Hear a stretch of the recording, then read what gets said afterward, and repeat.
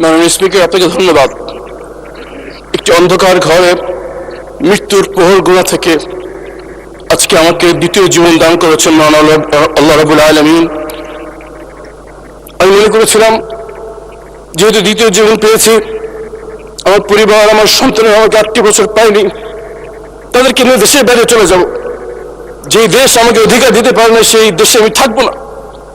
কিন্তু যখন 48 নম্বর ওয়ার্ড যুবদল সভাপতি সাজিদুল ইসলাম সুমন ভাইয়ের মেয়ে হাফসা ইসলাম লাইতার চোখের দিকে তাকায় যে এখনো বাবার জন্য অপেক্ষা করে আছে, তখন যেতে পারি না। মাননীয় স্পিকার, আমরা যে কথা বলছি, আমরা যে বিষয়ের সাক্ষী, বেশ কিছু শক্তিশালী অপশক্তির বিরুদ্ধে আমরা সাক্ষী দিচ্ছি, যারা এখনো ক্ষমতাসীন অবস্থায় বিদ্যমান।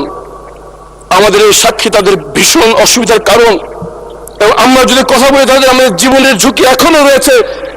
যেমন ভাবে জীবন দিতে হয়েছে আমার ভাই হাদিকে।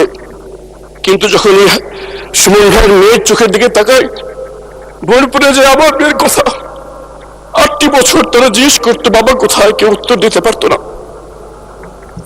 আজকে এখন সুমন ভাইয়ের মেয়ে বলে যে আমাকে গুম করে আমার বাবাকে যেখানে রেখেছো সেখানে নিয়ে যাও, আমি আমার বাবাকে জড়িয়ে রাখবো, জড়িয়ে ধরে রাখবো, কোনোদিন ছাড়বো না।